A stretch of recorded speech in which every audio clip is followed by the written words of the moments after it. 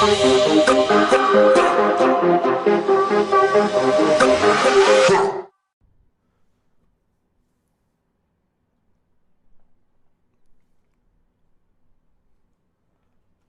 everybody. This is Jacob with the Daniel 3 podcast. Have an interesting episode here for you guys this time. This is an old conversation I had with Abby Cleckner, contributor of the Bad Ribbon Project, and Chris Polk, who has his own page and podcast entitled Unbeliever. These are two friends of mine from the anarchist Christian community. And back in the early days of my page, before I had really started getting into doing podcasting on my own, I had a conversation with Abby and Chris on Chris's podcast. And the discussion was on pacifism, because that's a very hot topic, very divisive topic within both the Christian community broadly, I would say, and then even more so in the Christian libertarian and Christian anarchist circles. So, and I felt like I had a nuanced perspective to bring to it, because I feel like pacifism often gets a bad rap, and in a lot of ways I consider myself somewhat of a pacifist, although it just depends on how strict one thinks that term needs to be applied, would determine exactly where, or exactly whether or not that label is applicable. So we get into a lot of the nuances of pacifism, both from a kind of a logical analysis and from a scriptural analysis. And it was a very good, very productive conversation. This was over, this was back in the lockdowns of 2020. And I won't say that my views are exactly the same now as they were back then. I think our views, as they should always, they always are changing and always are developing. In general, though, I think I pretty much have the same perspective I did back when I recorded this. But I did want to, first introduce it to set the stage. Second, just a warning that the audio is not of the highest quality, especially on my end, because I was using a potato for a mic, unfortunately. But done my best to edit it and make it as presentable as possible. Third, I just wanted to, the summary of my views, in case that's really, all you don't want to listen to the entire debate, because it does go on for a little bit, and it wasn't even so much a debate, I shouldn't even say. It was framed that way, it was advertised that way, but actually it became more of a good faith, good-hearted discussion, I think, which is excellent. A summary, though, of what my views would be regarding pacifism is that I find pacifism to be the general principle that the Christian is taught in the New Testament by Christ, in a sense that nonviolence and the refusal to use force, especially the initiation of force, is paramount to walking a life that reflects Christ. Jesus didn't come and wield the sword against anyone, and I think insofar as it depends on us, we should seek to live at peace with all of our fellow men. I don't think, though, that pacifism means to be passive. I think that there's a confusion there. The root of pacifism isn't passiveness, but to pacify, which means to be a peacemaker. I do think that pacifism is a goal that we should strive towards, and what I talk about a lot in this podcast is that prevention is better than cure. I think there are a lot of situations in life that come up that there are no non-violent, non-forceful means of rectifying. But the goal should be to promote values and to promote a sort of standard of living, to promote a social cooperation that leads to a type of society in which measures are taken to prevent situations from spiraling into the sorts of messes where force is necessary. I do not find myself compelled to criticize or to be against the use of force when situations go awry, but it's a matter of what we wish to promote. Pacifism is what I wish to promote. I am not going to demonize or attack people who use defensive force, because I think that situations arise where defensive force is needed. But a good analogy that comes up in the debate a lot is kind of like cancer.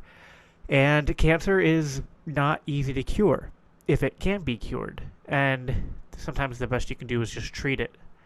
But if it can be cured or it can be treated, the means of which you cure or treat it are often very harmful to your body, and they're very aggressive. It is much better to, if you can, at all possible, prevent cancer from arising in the first place than it is to simply go, oh, well, if I get cancer, I'll just treat it. That's how I view pacifism and defensive or restitutional force. When it comes down to it, defensive and restitutional force, I think, are also authorized in the Bible in certain passages that you guys have probably heard me talk about a lot. I think that God is for peace and order, and that means that when evil happens, when violations of rights happen, that there are those who are supposed to rectify these situations. But we shouldn't be content to just allow evil to be promoted. And what I mean by that is that what we should be striving towards, I would say, is again like the idea of, you want to prevent cancer, and in the same way, we should be trying to prevent situations from escalating to a degree where violence is necessary, insofar as we are capable of doing it through the guidance of the Holy Spirit. There's no perfect way to go about this, and best efforts will fail. So your mileage will vary, of course. But this doesn't mean that just because, like a good comparison, I think, would be we oppose murder. But it isn't just through the opposition of murder that, suddenly murder will disappear overnight, right? So we can oppose something, we promote the ideal, we recognize that we'll fall short of that ideal. And when we fall short, we have to, you do your best to prevent messes from happening, but when messes happen, they need cleaned up. But just because messes happen doesn't mean you just, say, to heck with it all, just stop trying to prevent messes. No. You do your best to prevent. When those efforts fail, you come up with the best solution you can possibly come to. And there are a lot of ways where, even when force has to be used, that we can, the free market, I think, can come up with innovative ways to come up with restitutional mechanisms of force that don't require lethal force. So it's about preferences, right? It's about a peaceful solution is always preferable to a solution that requires the use of force. Once you've gone beyond that, any in the categories of solutions that require the use of force that is non-lethal is preferable to lethal force. So it's always about, making these calculations ahead of time and making your best preparations and then letting the chips fall where they may. I don't think that a failure to perfectly live up to pacifism is a sin or a major moral failing, but I do think there's a slippery slope in terms of, if you say, well, pacifism is impossible, that you give up trying to achieve it. So that's the tension that's at play here. That's what we talk about a lot in the conversation. But go ahead, give it a listen to it. I think that you'll find the conversation edifying, intriguing, and of course, go check out. You can see Abby as a regular contributor on the Bad Roman Project, and also check out Chris Polk on Unbeliever. Both produce great content. So with that, here is my conversation with the two of them. And thanks for listening. Make sure to subscribe. All right, we are live. Welcome, everybody, to our discussion on pacifism. I am Chris Polk. I'm joined by Abby Cleckner and Jacob Daniel from Daniel 3, Obeying God Over the State. And this was kind of Jacob's idea, so if it all goes bad, we'll blame him. I got pulled into this, I think, by Craig to say, maybe I should just – because I can't really on this in the affirmative or the negative. So I'm kind of interested to see how you guys go back and forth and maybe sprinkle a little of my own thoughts in there. So where do we want to start? Do we want to start by, because I think we might need to define pacifism. Yes. Yep.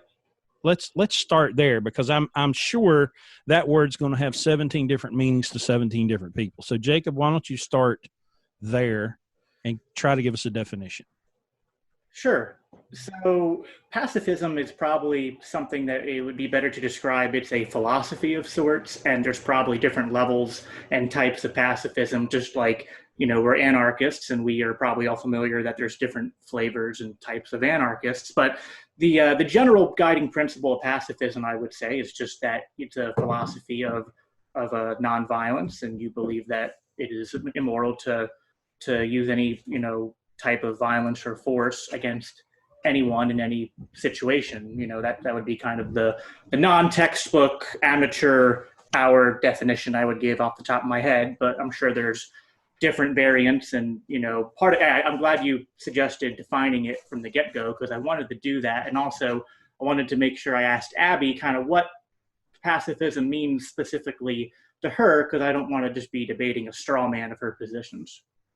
Yeah, so I would agree with that definition, and I would say I've only arrived at full pacifism in the last 3 years or so, of being like, even self-defense.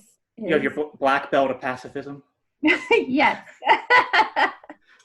exactly. It's taken many years of training, but I've arrived. But getting across because I think that's the last big hump of even self-defense and defense of your kids in a personal situation. I would say, I don't know if we want to get into that yet, but I'm not super into condemning people really for anything, but it's if you do use violence in those situations, I get it, I sympathize. I just think that we should be trying to get to a better place where we have better solutions. So so we kind of agree on the general definition of what pacifism is. I guess the only other thing I thought that would be prudent to do before we get into the back and forth would be, to ask you some questions, just to kind of get, because again, I want to make sure I'm not just kind of I don't know if you remember that Jordan Peterson and that person debate, so what you're saying is, so I want to avoid that. I don't want to be getting into spending the first 30 minutes just kind of going, oh no, I don't believe that at all. So we should just make sure that we know what each other believes. Because like you said, when we were talking and setting this up, to a lot of people, my beliefs would even be called pacifism. Right. So would you say, from the Christian worldview, adding the Christian worldview into say that it is sinful to use any type of defensive force, or would you say that it's just not preferable and that you bring more glory to God, or you are honoring the teachings of Jesus more consistently when you voluntarily choose to abstain from using defensive force? Yeah, I would say the second, but I think I would say that about anything. I'm very much on everything's permissible, but not everything's beneficial. Okay. I don't think there's black and white rules for anything really, but you have to see in every situation what is the most honoring and the most loving choice to make. So, okay, is there a subjective perspective here where this discussion is quite different in the United States than it is in a third world country that's ravaged by war, because the statistical probability of somebody breaking in my house is so infinitely low. I travel for a living, and so I'm in all these different states, and I lock my doors at night, but I never lay down in the sleeper of my truck and think, I hope nobody breaks in my truck in the middle of the night.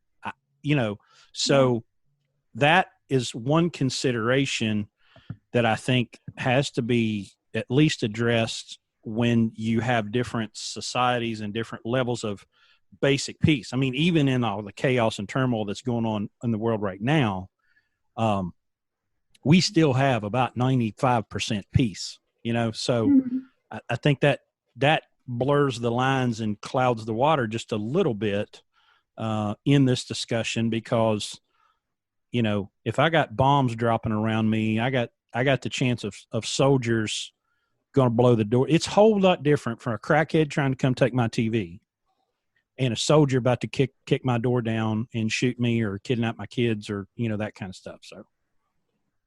Yeah, Yeah. for sure.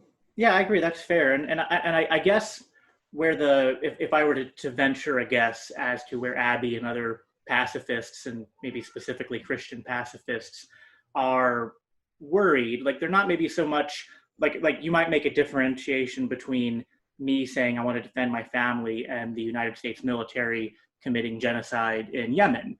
But what you might say is your concern is that, kind of the slippery slope argument that you don't get to genocide in Yemen overnight. There's a series of compromises of, this type of force is okay, and then this type of force is okay.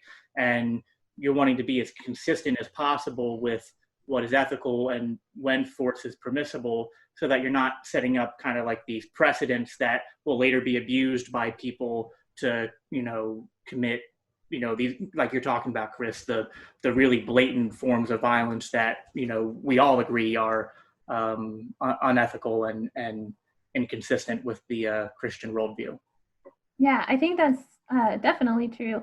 And also, I would say not even just the slippery slope argument, but I feel like if you can come to a peaceful solution in any situation, that's more beneficial. Even just one-on-one or defending your family, which honestly, I think everybody agrees on that, like, yeah, if it's possible, let's have a peaceful solution where nobody gets hurt. But it's just degrees to whether we believe that's possible or not. Sure. And I agree with that sentiment on its face, but I do think that we have to be careful when we're talking about peace being a virtue, because there are certainly, and I think you would agree with this, that there are certainly situations that exist in the world, relationships and maybe socioeconomic climates where things are tranquil and peaceful, but there is a presence of major injustice and major immoralities being committed. Like, a wife might be in an abusive relationship and being peaceful, but, the peace in that sense might not be the most virtuous situation, or like, a submissive slave, so to speak. That's not exactly something where we're going, yeah, good. No, you're not resisting your slave master, and that's what we want from you. And it's like, there's a little bit of a discernment there that would be my only slight pushback against that. Yeah, for sure. And like, I liked that you used that word, tranquil. Like, I definitely think there's a difference between things being tranquil and things being peaceful. If somebody is being oppressed, that's not peace. Right. So you would want, like, there's no violence involved. So there's peace where there's like tranquility, and that might be good, but isn't always. But then there's like a peace that's like a harmony between people, and that would be the type of peace that we're shooting for. Where So and I would agree with that. Insofar, and that's what the Bible says. I think insofar as it depends on you, be it peace and harmony with everyone around you. And I certainly agree with that. I'm not someone who thinks that violence is a good way to solve problems. I think that, and even as we get into this, in the situations where I think that it's okay to use defensive force, it's not that I think that the outcome from using that defensive force or defensive violence is like a good, but it's like comparatively, this is less bad than the alternatives I was faced with. So I do want to make that distinction. I'm not trying to take the position of violence leads to like good things happening. but rather that like sometimes, when you're weighing the options, it's like, well, I'm faced with one crap option and one really, really bad option. And, that's what, you're just trying to minimize the amount of evil done. So how about, one thing I think to consider here is a fist is a weapon, it's force, right? A knife is a force multiplier. A baseball bat is a force multiplier. A gun is a force multiplier.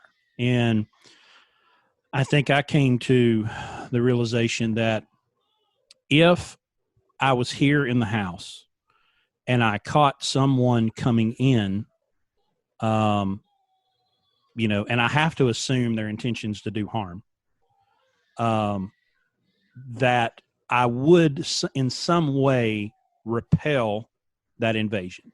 Okay. Whether or not I use a force multiplier to either match an equal multiplier, that's one thing, to repel an invasion, to address a direct threat, versus they get in and they leave, and then I go bomb their neighborhood and kill everybody there, and that feels like when we get to talking about pacifism and foreign policy, that's pretty much what we have. We can use something like Pearl Harbor or 9/11, the real stories aside, just, what they well, are. and that's a very important point, Chris, because, and I'm sure we'll get into this again later, but like one of the passages we're probably going to bring up at some point is where Jesus talks about, you've heard it said, an eye for an eye and a tooth for a tooth. And then he brings a alternative perspective to that. But to go just to focus on the eye for an eye part, that was a positive step forward from what a lot of human civilization and what kind of our base human nature is and was. Because a lot of times people are so vengeful that they're not looking to just get justice, they're not looking to just restore what was lost. They're like, oh, well, you took, this much from me, I'm going to take this much from you and ruin your life. And you know what I mean? Like, so they go above and beyond their response. And so it was like, God kind of had to take that, the people coming out of Egypt who had been, a few generations into slavery and that had a lot of ungodliness in them. He had to kind of, that first step was, listen, like, in terms of justice and civil law, you can only go as far as what is reciprocal to the offense that was directed at you. You can't go above and beyond. And so that is an important concept that is in the Bible, and that is certainly something we need to be mindful of. Yeah, well, and on that point, I have to now, because I was exposed to the principle, I have to examine the scripture with history, context, and audience, and so when Jesus is talking to them and says, well, you've heard it said, so he's talking about the old covenant, but now I tell you, he's giving them a new way to view God as the Father, because the old covenant sounds like us, our vengeance, our anger, all of our negative emotions are wrapped up in the old. And then Jesus comes in and starts talking about loving your neighbor. And this is something these people have never, they're not about loving their neighbor. They're about, we're our group and we're going to protect our group. And so, sorry, I'll let you finish. I don't mean to interrupt you. Well, I just,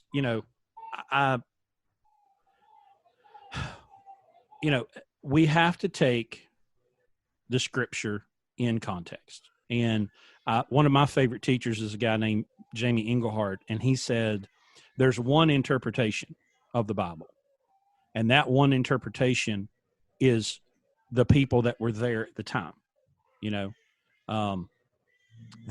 What did it mean to them, And then once I understand what it meant to them, then I can understand what it means for me. But I have to start there first. I have to think about what was happening at the time. What were the customs and the things that they were dealing with, and how would they have responded to those words? And then I can say, okay, well, now that I understand how he meant it to them, I can understand how it means to me, because we always drive off in the ditch of Romans 13 without ever going to Romans 12. Someone said one time, well, how do I interpret Romans 13? I'm like, start by reading 1 through 12. Start there, go from 1 through 12 and then go to 13 and look for the full picture instead of just your old McDonald theology, here a verse, there a verse, everywhere a verse, and I'm just going to grab one and run with it.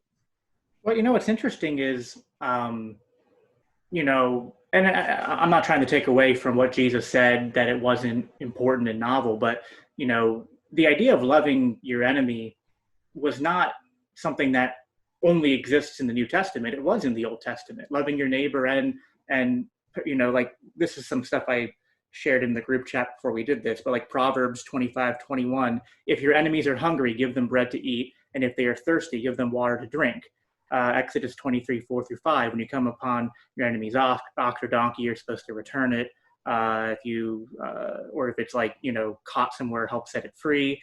Leviticus 19:33 and 34, when a stranger resides with you in your land, you shall not do him wrong. The stranger resides with you shall be to you as the native among you. So, there is a lot in the Old Testament. And I think the problem was what Jesus had, why he had to correct people was because, and the whole Sermon on the Mount, I think, was that people had this heart of, like, the law tells me how bad I can be. Yeah. And I think what Jesus was trying to tell people was, don't seek to be as bad as you think that I allow you to be, because that just misses the entire, point and the nature of God and the point of the law. What you should seek to do is to be as virtuous as possible. And so that was an important correction. Really gets to the heart of this discussion, because it can get into so much into, like, well, what if I only is allowed? And it's kind of like, yeah, don't think of it in terms of, like, how close to violence can I get with it still being okay? It's about changing your perspective of not dehumanizing anybody, but seeing even the person who is trying to hurt you as a human being, and trying to kind of reframe your mindset of, what can I do to make this situation, or planning for the future, what can I do to make future situations work out to be peaceful and healing, even for my enemies, rather than increasing the violence. Sure. And one thing, an important caveat to bring up is that prevention is always better than cure. It's like a really cool saying that I like to bring up, because when you get to the point where, let's say there was a situation where you feel like you have to use violence, like I said before, I don't think the outcome is going to be good no matter what, whether you decide to use defensive force or not. If a good outcome comes from these types of situations, it's by the grace of God. But a lot of times these altercations people get into, sometimes there is no good solution to that problem, but what you have to look at is, was this preventable? Were there steps along the way leading up to this altercation that you could have made different decisions that would have prevented these things from happening in the first place? And so yeah, like, I agree, my arguments against pacifism aren't really, I'm not even someone who identifies as, like, anti-pacifist. I really am not, like, seeking to justify violence as if, like, that's in my heart and I'm trying to hold on to it.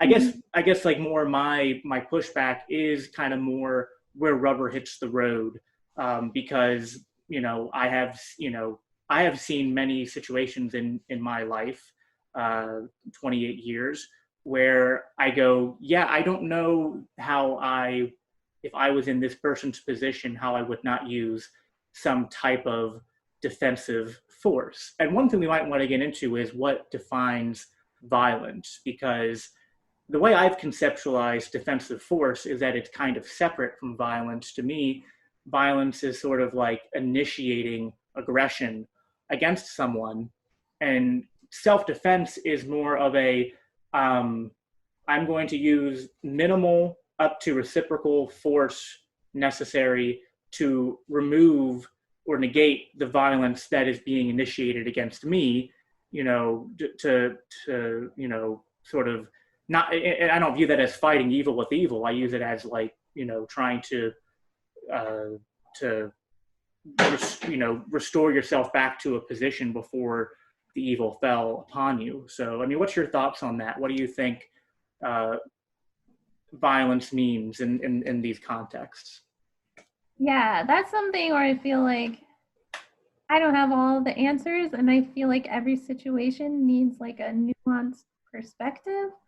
And I'm not here to like condemn anyone's actions when they were like in fear of their life or in fear of their loved one's life or something like that.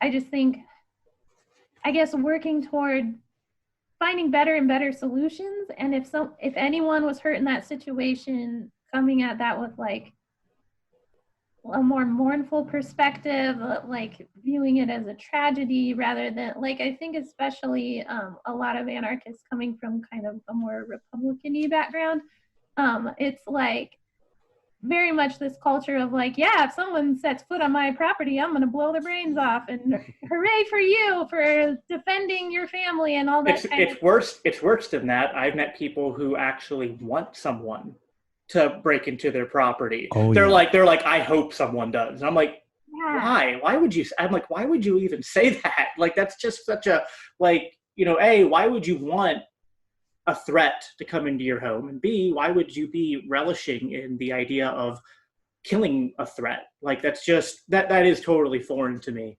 And I agree. Like that definitely is a problem. And, and I think that's really common, and especially like, a lot of us kind of came from that background, and it's kind of hard to like see your way out of that completely. And I think libertarians, non-Christian libertarians in general, are very much like in favor of self-defense, and like you have to defend yourself. So I think we have kind of a lot of that baggage that we bring with us. So I think it's not so much about, like, I can't say this equals violence, this doesn't equal violence, but again, that mindset shift of like not rejoicing in these situations, but like viewing them as a tragedy and trying to come up with better solutions. And I think that's what's good for like the people who are in those situations, who maybe ended up, actually maybe saving lives, maybe defending someone, saving someone, but they had to use either lethal force or something like that is a trauma for that person. And I think when we come at it with only cheering them on and like, yeah, you saved lives, good for you, you should be so happy about that, I think it kind of creates a turmoil within them that we're not acknowledging of like, no, this was a tragedy and it was horrible that you had to do that, and let's kind of work together as human beings to find better solutions so it never comes to that. I would say, like, practical solutions. I mean, I wouldn't view like restraining someone as violence, or even maybe pushing them off of you. But beyond that, like every situation takes nuance, and I think all we can ask for is like, let's get to better, more peaceful solutions that are actually healing for both the attacker and the person being attacked. Yeah, and I agree with a lot of that. And, like one of the things I'm working towards in my own life and my own family is, it's like, when I was young, it was like, okay, I have a firearm. If someone breaks into my house, I feel a little bit safer than I did before. Then as you have kids, you start to think, well, I don't really relish the idea of having to go down my stairs in the dark and face an intruder. And then, what can I do to prevent the intruder from getting into my house in the first place? So then you talk about securing your doors better locks, securing your windows, maybe, investing in a security system, like alarms and security cameras. and I've heard some people complain like, "Oh, that stuff's expensive," and I'm like, yeah. And how many guns do you own? Like 10 or 20? Like, how much did that cost? Like, it's like, yeah, sure, that stuff can cost money. But, so do firearms. Now, I get it. It's like you can have one firearm, and that's maybe a lot cheaper than a like fully equipped security system and putting all that stuff on your house. And I'm not judging someone who maybe is in a economic situation where that's tough for them. But I think, that is what our mindset should be.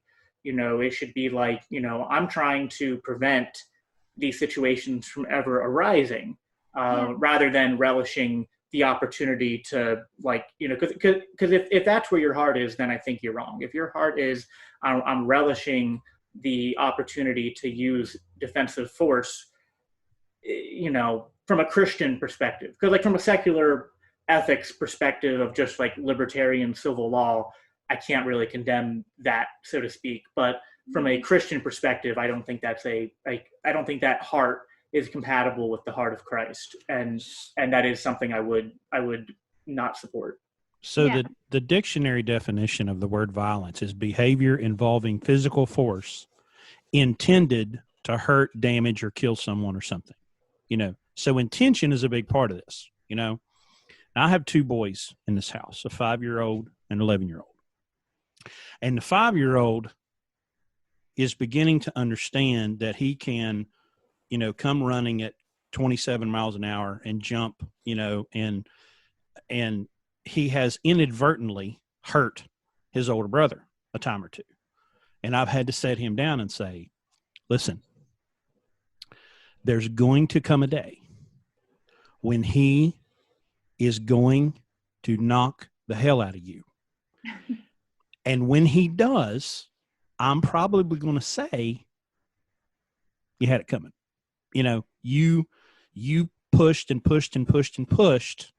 And I've told you, keep your hands to yourself. I have given you instruction, and someday he's probably going to knock the crap out of you. And, so, because I'm thinking, what is it, for every action, there's a equal and opposite reaction, Mm-hmm. Well, we, especially in America, and unfortunately, especially as Christians, our default is, oh, it's evil. It's just evil. If someone does something that harms another person, the devil made him do it. Had to be, they got their demon possessed. They, we need to pray that demon off of it. And I'm like, okay, but we have to understand that hurting people hurt people. Yeah. So when I see, especially for some reason over the last couple of weeks, it's really the stuff about pedophiles and, and we ought to string them up and burn them and beat them. And I'm like, y'all, listen, normal people don't engage in that kind of behavior. They just don't, I'm not going to excuse their behavior, and there's consequences for their behavior, but I can't let my default be ignore a victim that is creating more victims, because this is the guy, the initial victim is the guy that Jesus would have gone to. And like you said before, fix the problem. Yes, protect the children. Absolutely protect the children. But we'll use a word like predator so easily. Oh, well, they're predators and we got to get them and shoot them and kill them and beat them and burn them. But Christ would have protected the children, absolutely. But our default button being, oh, well, there is someone with a mental illness. There's someone with a predilection of a sexual nature toward children. So no questions asked, just kill them, And I think that's where this pacifism is less about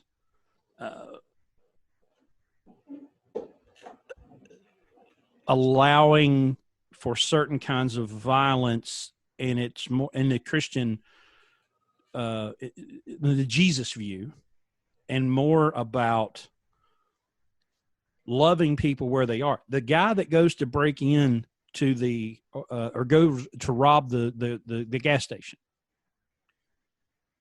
you can go ahead and assign to him or her, well, he's just too lazy to work, so he's going to go rob the gas station.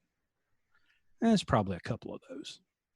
But there are people in dire situations, maybe of their own doing, you know, they probably engage in some sort of stupid behavior that got them there, okay? But if they just want the money, you can get more money. You got insurance. That's what it's for. You know, so when I hear a pacifist discussion and say, well, if it's the TV they want, just give them the TV. Well, I work for that TV. That TV's mine. And get insurance. You know, get insurance. Go get you another TV. Go get you another car. Go get you $500, whatever it is. Or if it's a really big deal, like, you know, let's say they take your car or something, you know, that something that you need to live, something that's very valuable.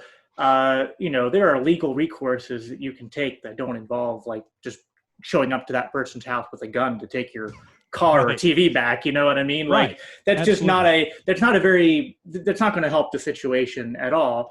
You know, I would say, yeah, insurance might be a last resort if you try going through some kind of legal recourse.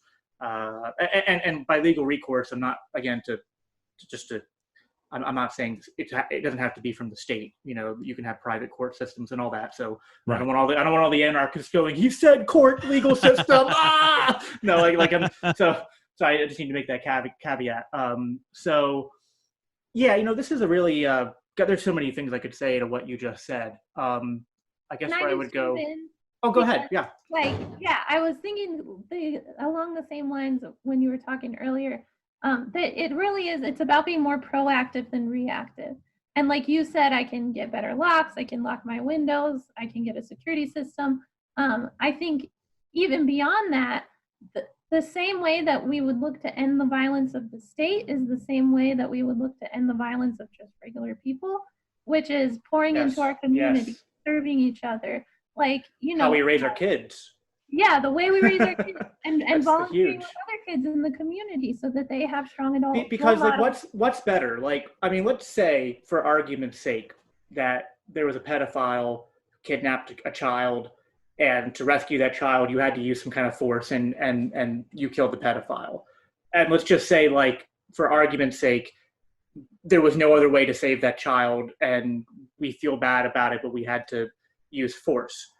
Well, what would be better comparatively? Like, is that the best case scenario for how we deal with pedophiles? Or, like I said earlier, what about prevention? What about, like, how did the pedophile become a pedophile? Because, like, I mean, unless someone can show me some kind of, you know, genetic marker that makes someone a pedophile, like, which, you know, that doesn't exist, you know, that person came to that behavior. No, listen, I'm not trying to say they're not responsible for their actions, but again, it's like no one just, no one does these things without other influences. And a lot of these evil, you know, if you're going to take the stance that maybe, you know, because I know there's varying views on human depravity and how much our sinful nature affects us.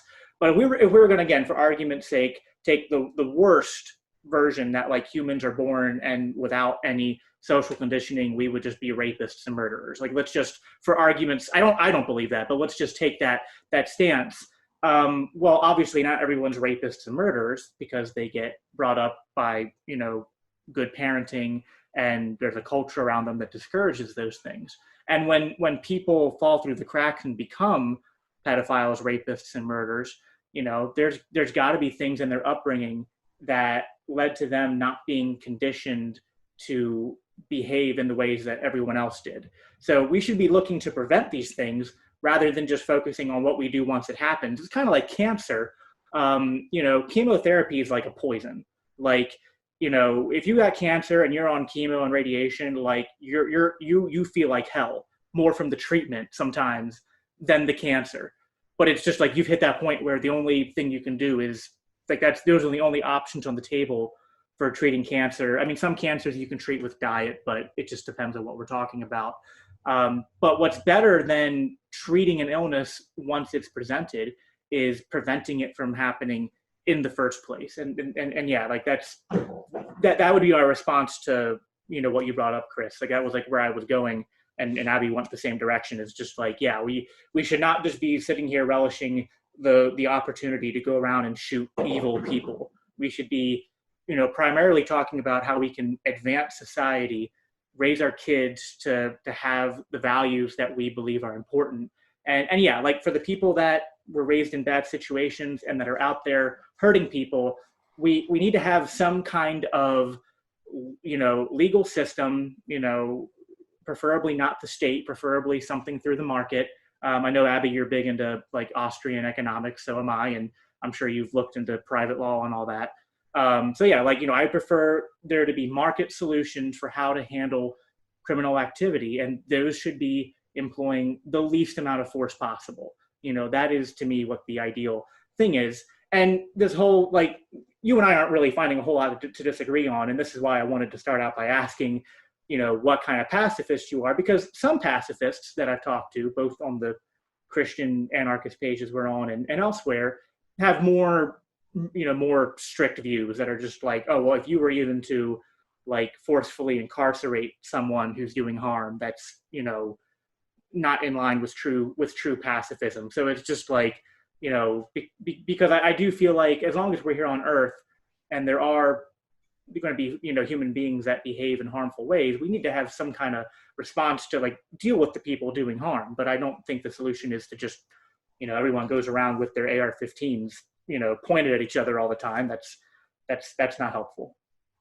Right. Well, I think there's an issue of eschatology here, because I think there are people who will take a position like this and have to go to an extreme because they're still trying to keep up with the law. They're still trying to check off all the boxes and say, oh, well, I'm on a constant battle here to maintain my righteousness. And I'm going, no, Jesus took care of that. Your righteousness is done. It's finished. You're good. You're covered. So I don't even really, as I talk about pacifism, violence, nonviolence, I'm not looking at this as something that's going to earn me brownie points in heaven, have something to do with my salvation, eternal security, because I know that if I do step over that line and I kill someone accidentally or on purpose, I am still covered by that sacrifice. So, there again, I don't have to say, oh, hey man, I'm good. I'm going to kill everybody, because somebody said grace of God a minute ago, and I just made this note. The grace of God is us. It comes from us. We are the conduit of that grace. Yes. So if we won't give ourselves that grace, then we don't have anything to extend to the pedophile, the drug addict, the whatever person engaged in the destructive behavior, whether they're destroying themselves or they're destroying someone else. If I don't have the grace in me, then I cannot extend that to them. Yeah. And, yeah, I agree. And, insofar as someone who professes Christ makes excuses for like, well, I'm saved, so I can go do whatever, I would question that person's understanding and actual, connection and relationship to Christ. Because not to say that they, I'm not talking about salvation. It might be they're very young, very immature in their walk with Christ, and they need to be, not attacked, but that, someone, a pastor or, someone at their church, a family member or friend should come alongside them and provide some gentle correction. But like we talked about earlier, like, the Sermon on the Mount is one of my favorite passages, because it just shows that God's heart is not, yes, there is grace, but the grace is there to allow you to operate, to be as good as you can be. And that's kind of a response to the love of Jesus. The love of Jesus transforms us. The Holy Spirit transforms us to where we want to do good. And we try to do as good as possible, not just, look at where the line is and, kind of like, like a dog on a leash, like pulling to the maximum amount the leash is allowed. We're we're called to walk side by side with Christ, not to be pulling as hard as we can in the opposite direction. Yeah, for sure. And I think that that's what it is in every situation, we need to look for how are we bringing the kingdom into this situation. Like Jesus says, seek first the kingdom and all these things will be given to you also. So I think when we're looking at self-defense, it's like, how am I bringing the kingdom into this situation? Yeah, absolutely. And, and I definitely agree that, I believe that pacifism should be, and I think it often is for people, it should be the societal preference, because you don't want the opposite. Like you can't universalize responding violently to offenses, because you just, that does lead you to the whole, like, what an eye for an eye makes everyone blind. It's like, that kind of system doesn't work. You do want pacifism to kind of be what your preference is towards. My only pushback against it is some people who take, I guess, a more very trying to come up with the right word, a very like ideologically possessed position, to where they would be condemning people who act defensively in certain situations, and kind of going off of things Jesus said in certain verses that I think show a preference towards pacifism, obviously, but that aren't like actual commands. Like there is nowhere actually where Jesus, I think, explicitly says self-defense is immoral. Never, ever, ever defend yourself from, what I mean? And and that might be some people might say that's a cop-out, because there's a lot of things Jesus doesn't explicitly say. But I'm just saying, like, without that explicit command, I'm going to say, yeah, there's definitely we want to lean and prefer peaceful solutions, and that should be our heart. I do think maybe they're not very common in terms of the grand scheme of things. Like not every person will live their life and have something like this happen to them. But, there are people that do end up in either really abusive relationships or, like I have family members who are women who have been sexually assaulted. And, it's like I've asked not Abby, but I've asked other pacifists before. I'm like, what do you tell a woman who is being like, kidnapped and by a sexual predator, and like what is she allowed to do? And it's just like, my heart in that my heart in that moment is not kill the person that kidnapped her. It's just like I want to save that person who's being attacked. And if I'm in a situation where I have to at least use some force, whether it's grabbing or pushing or and to save that person, I'm going to do it. But if the guy's bigger than me and I can't fight him off, or if it's a woman trying to protect herself and she's not physically capable of warding off her attacker, but she has some kind of weapon, whether it be pepper spray or a knife or a gun, I'm not going to sit there and either preemptively or after the fact condemn her for using force to ward off an attacker, because I don't see that in the teachings of Jesus. I don't see a condemnation of people who are resisting like an actual attack of evil on them. It's one thing, like the turn your cheek thing is like, well, yeah, like if someone just slaps you and you can walk away from it. Like your life's not in danger. If someone insults you or pushes you at the bar, just walk it off. You might be angry, but to strike back in that moment, I do think is going against what Jesus taught. And I think that's sinful behavior. But that's different than your life or your wife's life or your daughter's life or your son's life or your neighbor's life is in actual physical danger. I think there's a difference between those two. Well, there's also something to be considered, that there are at least anecdotal evidence that in the case of abusive relationships, that people have tried to get in between the abuser and the victim and ended up getting shot or killed.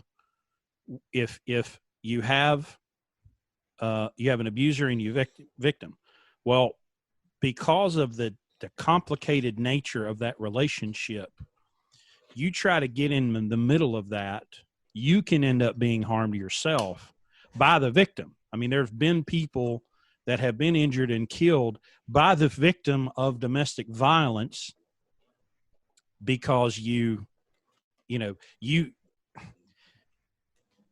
sometimes you have to let people work it out on their own, and of course, it starts with our children, teaching my daughter now, don't ever accept that kind of behavior. And then, but if she ends up in it somehow, I've got to figure out how to come beside her without getting in the middle. And because it's really not my place to interfere that way and say, okay, well, you're a victim of domestic violence. I'm going to kidnap you. Now you're not being abused anymore. I think it really depends on what we're talking about. I mean, again, I'm going off personal anecdotes, but I have a family member, I'm not going to name their relationship with me or their names, obviously, who was tied up and prostituted out against her will when in her marriage by her husband. If I had knowledge of that going on, like that was like actively happening, especially, I'm probably showing up and putting an end to it. I don't know. That's just me. Wow. Like I can't see someone like telling me, like, let's say like it was like a family member in the same household or a neighbor that said like, oh my God, I just like saw this happening and like, I trusted their word. I wouldn't take that knowledge, chew on it and go, oh, well, I'm going to pray for them and I'll talk to her tomorrow. And like, no, I'm going to show up there and end that what's going on, because that's just like, wickedly evil. And my conscience would not allow me to sit there and do nothing. Now, should I go in and just, walk up to her husband and shoot him in the face? That's probably not the correct response either. This is one of those situations, like I said, where there really is no perfect response. No matter what you do, there's going to be pros and cons to it. The end result is tough because evil and sin, it taints things. You can't, in this fallen world, we're really not going to, of our own accord, come to situations where evil has been done and respond in any fashion that's going to bring a result where it's like, 100% true justice and true peace and healing have been brought. Like that only comes from God and true justice from some of these atrocities. But while that's true, that doesn't mean that we should do nothing while those and I know that's not the pacifist position. I'm not trying to say that pacifists say sit back and do nothing. But I do think there are some situations where I don't see a way of, stopping the evil that's going on without some measure of force. And I think the people that use the force should be trained to do it. Like, you shouldn't show up with a head full of steam and just start popping caps off at people. You know what I mean? Like, I'm not even saying you need a gun. Like, listen, like, if you want to get trained in martial arts and kind of study and how to disarm people and, kind of peacefully put them in positions of being like, disabled. I don't know if there's actual ways to do that. Like I haven't studied martial arts myself, but if you can find ways to resolve conflicts with force without shooting someone, all the better. But, again, like it's one thing to sit here my basement and hypothesize different situations that could be solved without force or without some kind of weapon. But, when the rubber hits the road, I have seen situations in my life just because of just unfortunately the circumstances that have happened around me where, I'm just like in the moment. Now listen, in like long term, of course, my heart is that even as mad as I was at that family member's husband for doing what he did, I still eventually got to the place of like, my heart for him is that he would come to know Christ and that he would be healed, that he would repent. And I'm, like I talked about earlier, I'm sure probably some messed up things happened in his life that led him to being the type of man he is. But those conversations and that, like, I want to see this person healed has to kind of come after you stop the harm that's being done in the moment, in my opinion. And I think what you said a few minutes ago about like your heart is towards pacifism, trying to find the peaceful solution wherever it's possible, and that as like society, that's what we should be geared to.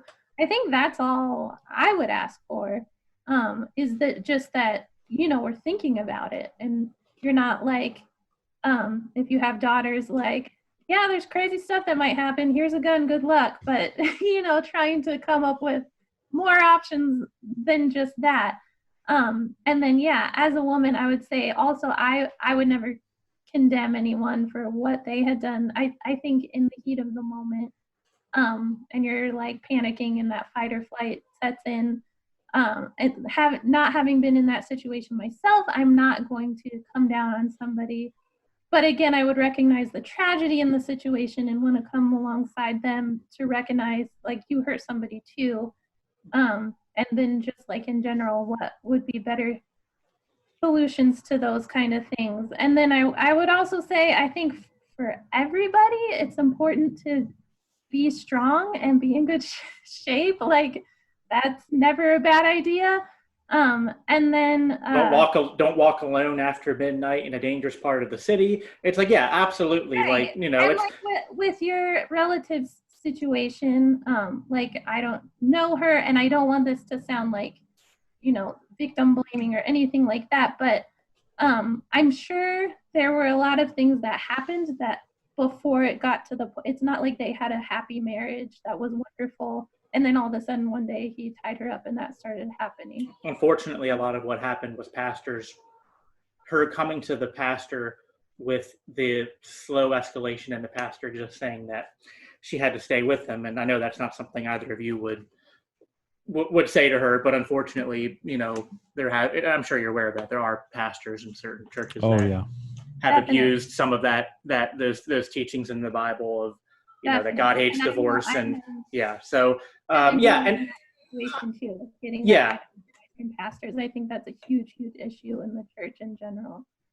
Yep. Yeah. So So, Chris. So we've talked a lot about, you know, personal defense, degrees of, you know, what acceptable violence. And I think we should take an opportunity to make as many people upset as a foreign policy. Can I say two things before we go? Go ahead. Speaking of making people as upset as we can. Well, before I get to that, I'll just say what you were saying about your kids. Like, I have 3 boys, so I'm like breaking up fights on a regular basis. And I think that comes in with having your heart geared towards pacifism too. If you're approaching it like, well, boys will be boys and they're going to get in fist fights and oh well, or if you're using that opportunity to be like, because all the time it happens that they're just wrestling and playing around, and then it goes too far and somebody gets actually hurt, and then he has to give him payback. So I think having those conversations of like, no, before, you know, you're mad, before you give payback, you need to take a breath and be like, am I escalating this situation or am I de-escalating this situation? Am I seeking to have a good relationship with my brother, or am I seeking to get vengeance? And like, taking that breath to see where your heart is. I think in raising kids, it's important to drive home that message for a more peaceful world. But the thing that I wanted to say that I think will probably ruffle some feathers is that I view violent defense very much like in the way I view abortion, in that I would say if somebody gets an abortion, I'm going to, while I recognize like the tragedy in that situation, I'm not going to condemn them because I'm not in that situation. And especially with kind of our culture of like, well, babies can ruin your life and you really, you know, abortions are healthcare. And being that it's like a very scary situation to be in. And I think back to the thing about how the church treats women, of like, if you are pregnant and not an ideal situation, like, people are going to judge you pretty harshly. And I think for a lot of young Christian teenage girls who find themselves pregnant, it's a lot easier to just pretend like it never happened than to have to confront your whole church's judgment on you. So it's very similar to me, where I think like, rather than like condemning the person who's in that situation, even though it's tragic, we need to come up with solutions that stop those things from happening in the first place? My firstborn is a girl. She's 3 years older than her brother. And when he was about, I don't know, 3, he comes in the room. She hit me. I said, "Did you deserve it?" He said, "Yes." So, I knew how that was going. You know what I mean? I just knew. And he didn't miss a beat. Did you deserve it? Oh yeah, absolutely.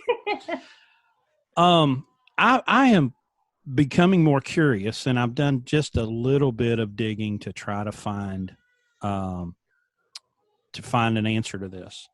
But I started wondering about were there pacifists during the American Revolution? Because I think we just want to assume that it was everybody in the colonies going, hell yeah, brother, let's get that king. It actually wasn't like that at all. And so you had those for the king and you had those against the king, but there also had to be the people that were never talked about, and those were the ones that stood back. I made the comment the other day, I think it was in a post, and I said, look, in this current situation in 2020, if y'all start killing each other, I'm out. I'm not participating in whatever stupidity that y'all come up with. So if you start killing each other, have at it. But I'm not getting involved.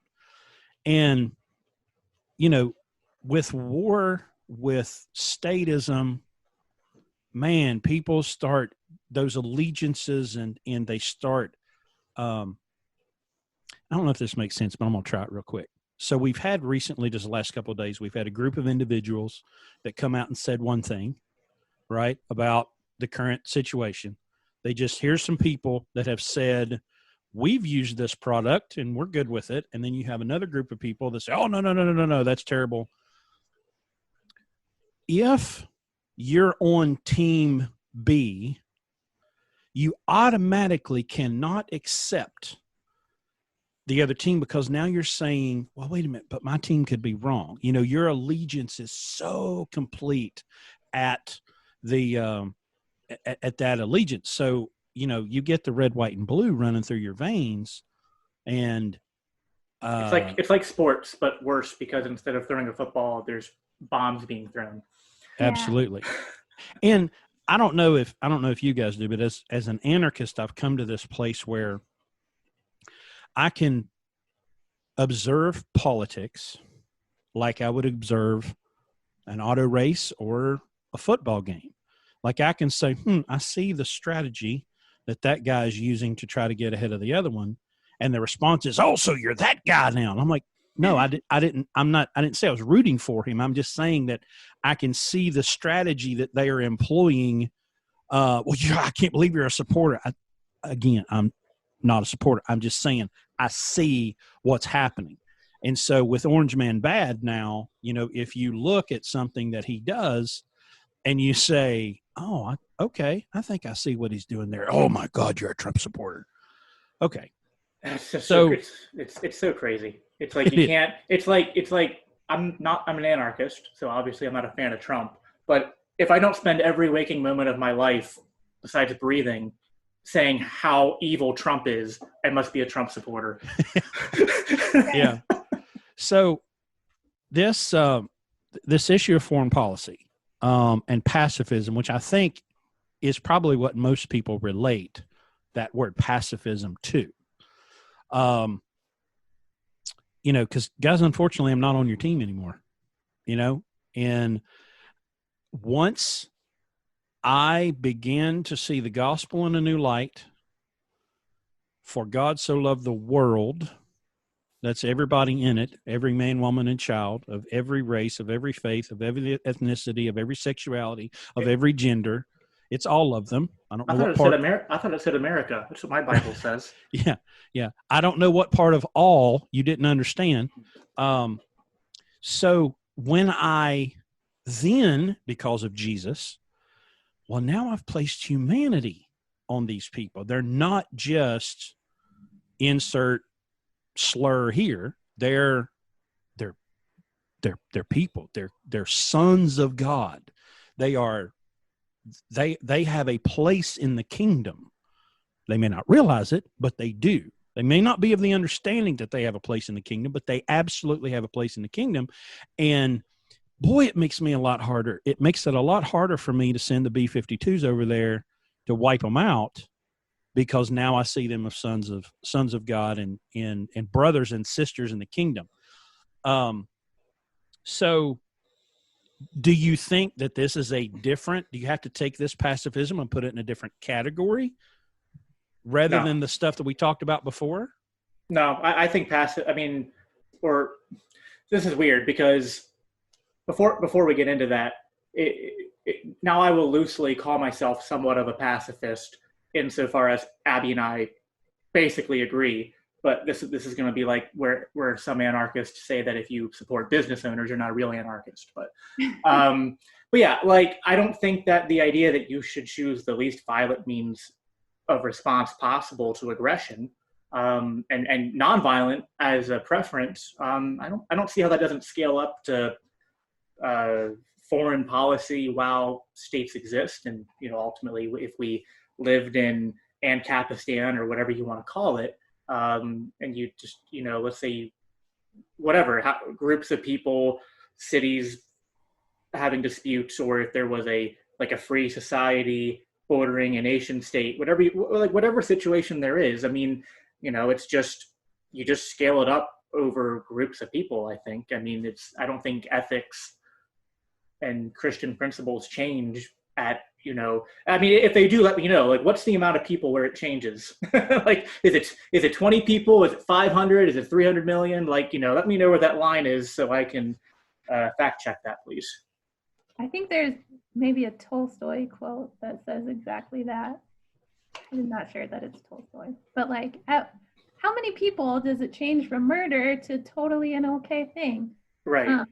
Yeah, I think war has to be our biggest issue to speak out against, of like, oh my gosh, the death and destruction, and the fact that it's so praised in our culture for people to join the military.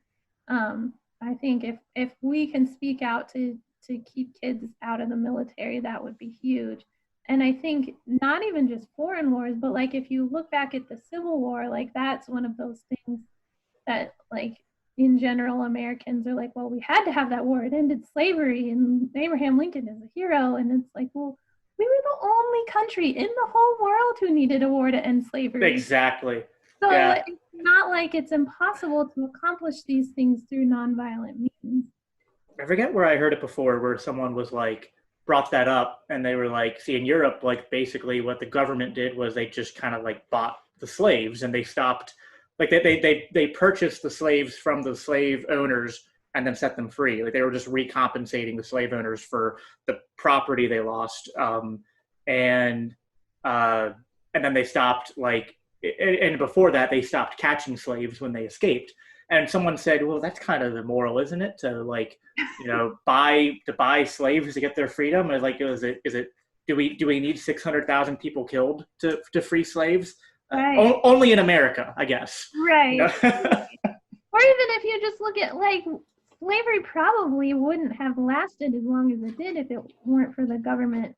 That's true. Putting in practice all those laws to hold it up, and like the slave trade in general. The Fugitive Slave Act, Yeah. I mean, yeah. They, if you try, which Tom Woods is like a gateway drug, when I began to study real American history and looked at that period from about 1798 up to the 1850s, before Lincoln, it was all about preserving the Union. They didn't give a damn about the slaves. They wanted to preserve the Union. Well, if you try to say, well, yeah, I mean, yes, slavery was a big deal and it was a part of it, but this was about preserving this central authority, nothing else.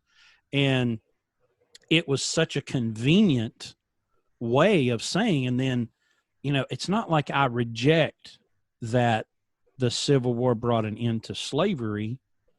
It just created a new kind of slavery.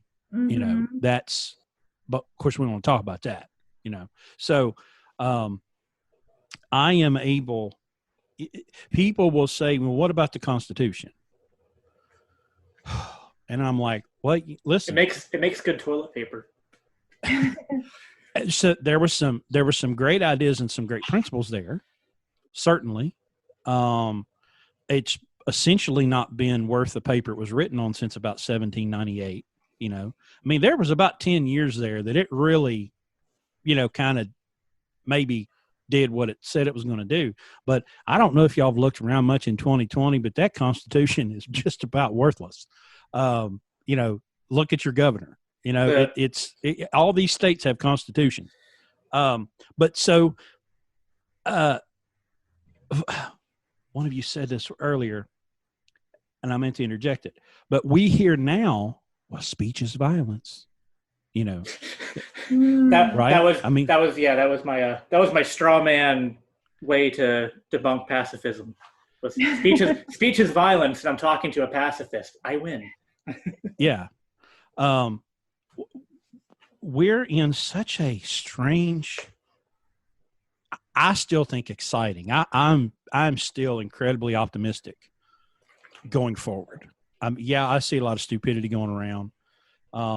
I see a lot of angst and fear. But I'm sure there are people that would make the case that not wearing your mask, well, you can't be a pacifist if you're not wearing your mask. You can't be a pacifist if you've opened your business during the pandemic. You can't be, they want to take these extremes, and it's the same sort of philosophy that leads to this foreign policy. They want to call it peace, but all it does is lead to war. You have in your mind, of course, you've assigned the state, of course, this duty to enforce these measures and these guidelines.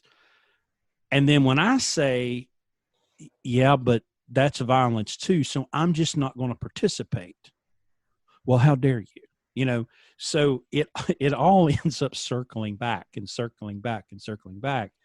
But when you look at, the whole thing, I created a TikTok account this morning because Trump wants to ban it, and I figured I'd go ahead and just create one because all of my neocon friends are very happy that Trump wants to ban something that they don't understand. I don't know what TikTok is, but by God, he's going to get rid of it. Are we banning clocks? No. Right. I keep thinking about that lady in the Hunger Games. TikTok.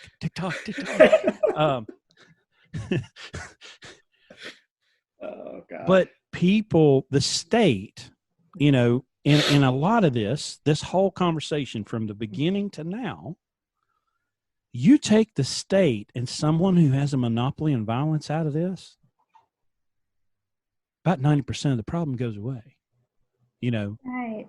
Because too, as far as, sorry, I'm totally interrupting you, but as far as like what we're doing in the world to make it more peaceful, if we got rid of the state and everyone had economic freedom, like violence significantly is tied to poverty. And so if we had the state out of the way so people could run businesses and have economic freedom and have increased prosperity, that would do a ton to decrease violence. Yeah, well, and I believe 100% that my safety, the fact, as I said before, the chances of my home being invaded are so infinitesimally small. Why is that? Good market, good economic conditions. There's not enough desperate people. There are some, but dude, I still know people around here don't lock their doors at night. Mm-hmm. And then there's others that get on the community Facebook group every time somebody drives by my house. Oh my God, there's a red Chevrolet pickup truck. I've never seen it before. Somebody call the cops, and it's there because they're so on edge. They're just watching the news all the time. But that economic condition came from the market, not from the state, in spite of the state. Absolutely. It's I forget which one of you said it earlier that the state is what makes war possible or something along those lines. And I mean, it really is true. I forget I think it was World War I where I heard the statistic was in reference to, where it was like well,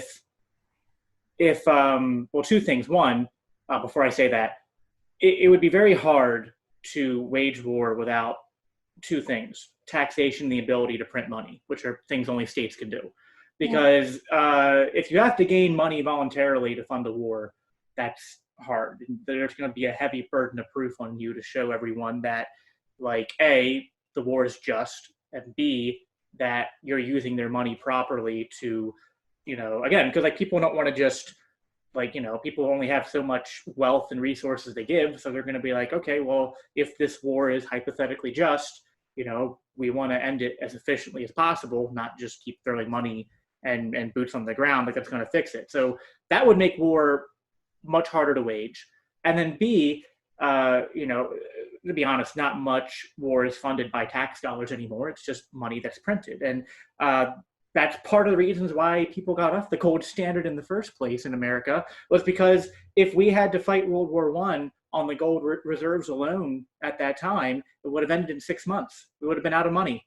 So it's like, in order to continue the military industrial complex and to maintain the empire, you have to, to wage the wars we're waging. You can't do that in a stateless society. You just can't, because, printed money, fiat money or currency in a stateless society has no value. You're not going to be able to employ an army of that scale or produce weapons of that scale. It's just impossible. And it creates artificial markets. Right, that too. You can always fall back in the ditch of evil. Oh, it's evil. It's evil. It's evil. Yeah, but that's an oversimplification. Not to mention all the enemies we have. Where it's like, I don't know if you ever watched Dave Smith, but he said it best. I love quoting him. He's like, if you want to know who America's enemies will be 10 years from now, look at who we're funding and siding with today. It's just like, it literally is just, we set someone up to fight them 10 years later. We always make sure there's a boogeyman to fight so that, they can, keep people thinking that, oh my God, if we didn't have the state, we would just be getting, attacked all the time by these terrorists. The only reason they hate us is because of our freedoms, right? Right. Well, when you have such a significant part of the economy that is wrapped up in building bullets, tanks, planes, and bombs, well, you can't store all that stuff. You got to use it. And so you've got to have somebody to use it on. And so you just, which I think it's brilliant that throughout American history, well, it was the Indians and the French and then this country and that country, and they finally figured out, wait a minute, if we wage war against a country, we'll eventually win. We need to wage war against a tactic. Now we'll never run out of stuff. Osama bin Laden was our buddy. I mean, he was our friend. The Mujahideen were, and that was our friend to help push out the Russians. And then we turned around and stabbed them in the back, and surprise, it pissed them off, and then somebody made the genius idea of start dropping American bases on the Islamic Holy Land. That was a great decision, and it just, the escalation continued. And I had this crazy little sidebar here. I had this crazy experience where I met a couple of Muslim guys at a trucking company. We're having a conversation.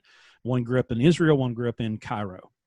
And I said, hey guys, while I've got you here, I'm just curious about something, because I'm sure you would rather me get my information on Islam from you rather than Fox News. What about this caliphate and this Messiah y'all are waiting on? Who is that? Dude goes, Jesus. Who?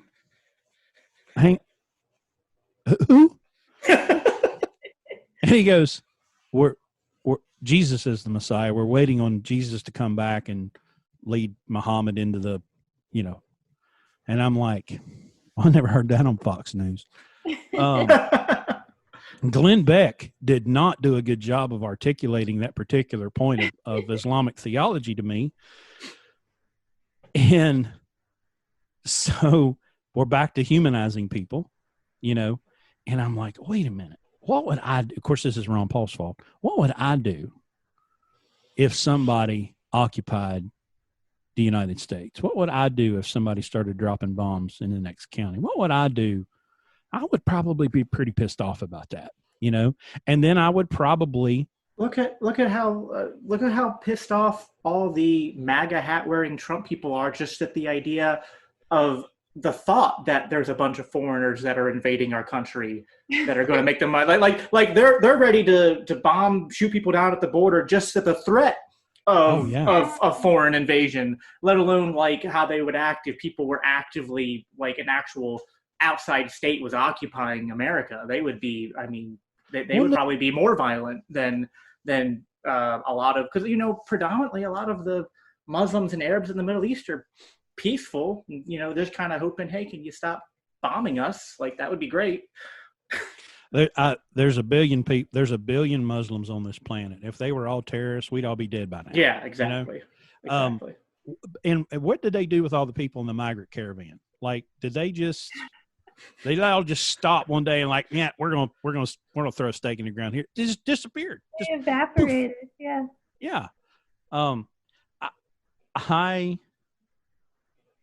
I don't know, dude. It's so crazy because it doesn't matter if you're talking about politics, you're talking about faith, you're talking about any of these issues. If I look at somebody and say, yeah, but I'm not scared. Well, you have to be. No. I mean, I'm sorry. I don't watch Fox News and CNN, so I don't get the same programming that you do. And, you know, the people with TikTok. Well, I don't know what it is. I don't know why he's going to ban it, but I'm glad he's doing it. Are you serious? But even if like let's take it from a different angle here. Let's say that the threats of China or the Middle East were, you know, on any level, like, legitimate. We should be scared. Employing the United States state to be a solution to these problems is a short-sighted endeavor, because the state actions of, again, like, if these were legitimate enemies that we had to be afraid of, using a socialist mechanism of the state to try to effectively solve problems, I mean, I think history shows them too great that the state can't make it worse. Yeah. Well, and isn't it, I don't know, ironic that a country like the United States that has been the most prolific spy in the history of man are suddenly upset at the idea that China may be spying on them. I'm thinking, y'all, the NSA has been spying on us for 2 decades, you know, and the patriots are completely silent. But well, the Chinese may be using TikTok, you know, and get rid of it. Oh my God, you know. And I'm like, y'all, but you try to show them Edward Snowden, you try to show them Manning, the people that what's the funny line? You know, what happens when you get caught spying on the government? You go to jail. What happens when the government you go to jail? Either way, I just screwed that up really bad. But you know, what happens when you get caught? You go to jail. What happens when they get caught? You go to jail. You know, they're in these executive orders. To me, are the legislative branch of the state has allowed that to go on for so long because it absolves them of all responsibility. Mm-hmm. You know, they can say, it wasn't us, it was him. And of course he's gone now.